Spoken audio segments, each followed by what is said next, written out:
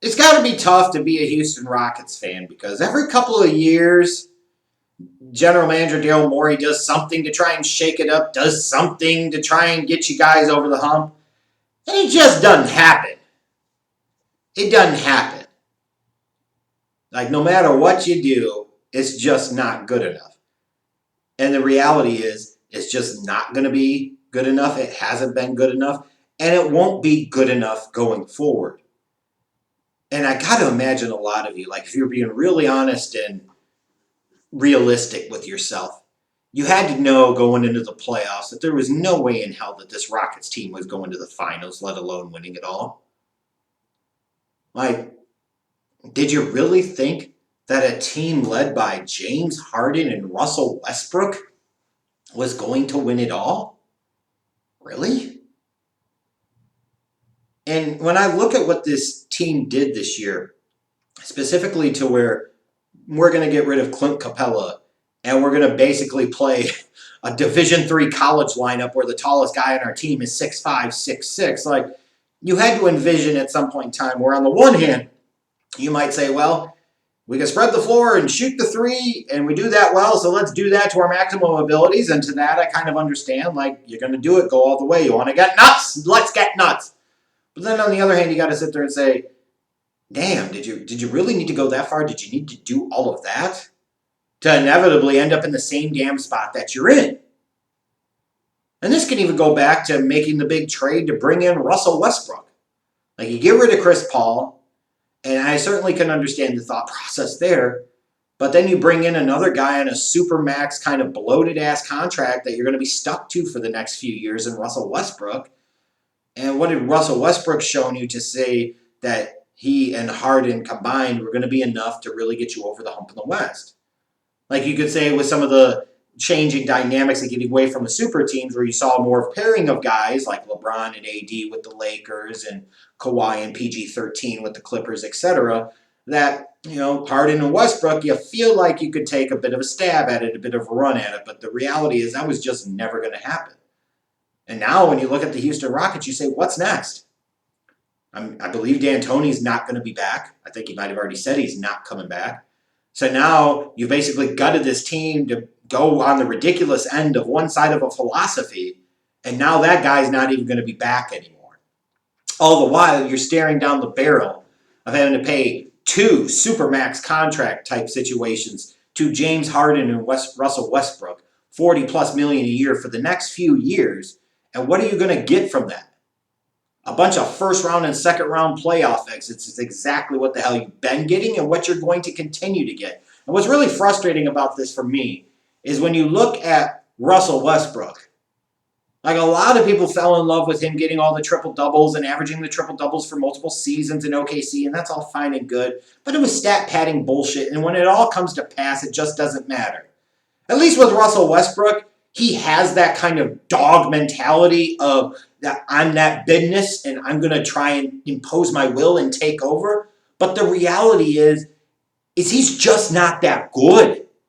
Like he's a great player in theory, I suppose.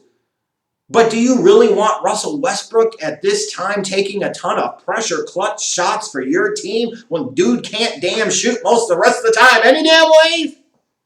So you got a dude with the will, but insufficient skill at this stage to really be that true alpha. And then you look at James Harden, the guy that sits there and puts up the 30+ points per game, the guy that's the franchise player, the guy that gets all the attention, the guy that gets all the respect and admiration, has plenty of skill in the modern NBA to be that alpha male, and just time after time after time plays like a punk ass in the playoffs.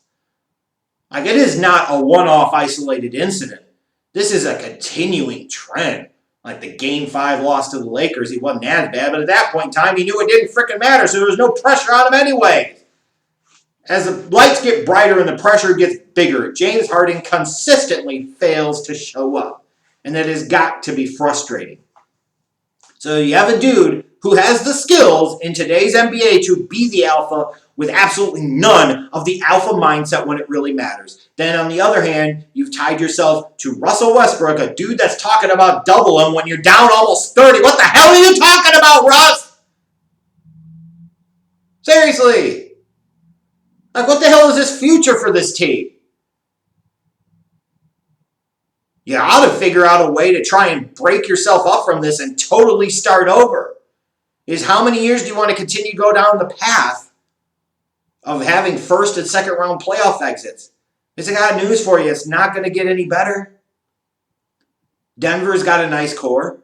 The Clippers will be in their same construction for probably another couple of seasons. You know, the Lakers have LeBron for at least another year or two. I'd imagine at this point, AD probably stays there. Maybe he doesn't, but probably does. Because Denver's got a nice young core. Like, you're not even better than half of the teams that were in the playoffs. Like, why would you continue to go down this path? Like, why would you persist? Why would you insist? It's even crazy when I look at what Carmelo was able to do this season with Portland, and I saw what he didn't do last year with Houston, and you're saying, what the hell was the problem here? And apparently it was not Carmelo. Like, the Rockets are screwed.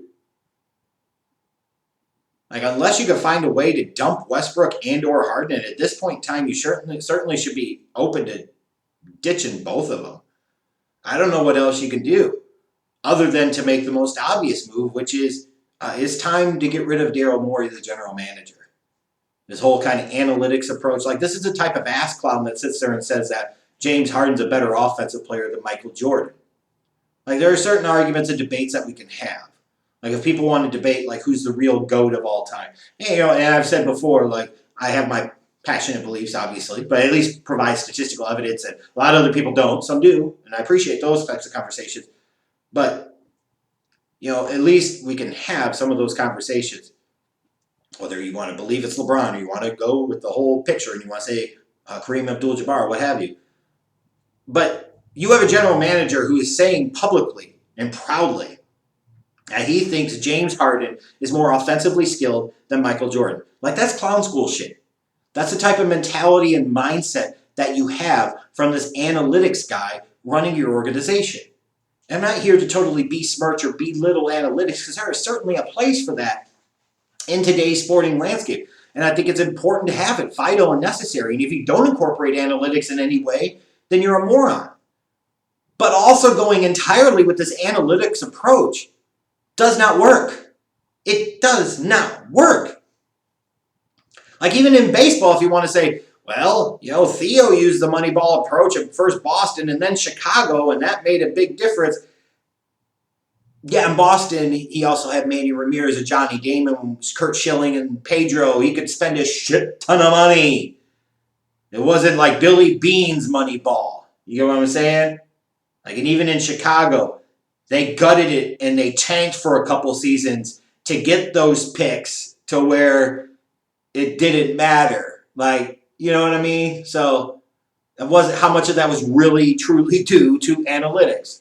Again, I understand the approach in some cases. It could certainly provide additional value and additional context that is important and necessary.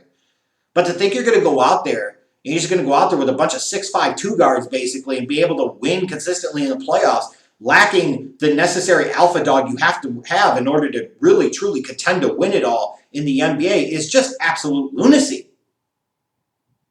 So sure, you've moved on from the head coach, but why is the general manager still there? And if he's going to be there, then why would both Harden and Westbrook continue to be there? Because it's not going to get any better. Do you want to keep them until the point where you're not even making the playoffs anymore? Because if you do, like sometime in the next 3 years, that will happen. Like I said, I kind of feel bad for Rockets fans at this point, because you're talking about a team that's won quite a number of regular season games in recent years, and that time after time after time has disappointed you in the playoffs. You got rid of your one somewhat legitimate big. Like, you have no real future. You're just going to watch a bunch of stat chasing the next few years, and none of it's going to matter when it really matters. And that's got to suck. They ought to fire the general manager. They ought to try and trade either Westbrook or Harden, potentially both of them, and really just like tear it down and completely start over again. Because if you're not in a position to contend for a championship, which they're not, then what are you doing? And if you're not in a position where you're close to that and building to that, which again I want to emphasize, the Rockets are not, then I will ask again, what are you doing?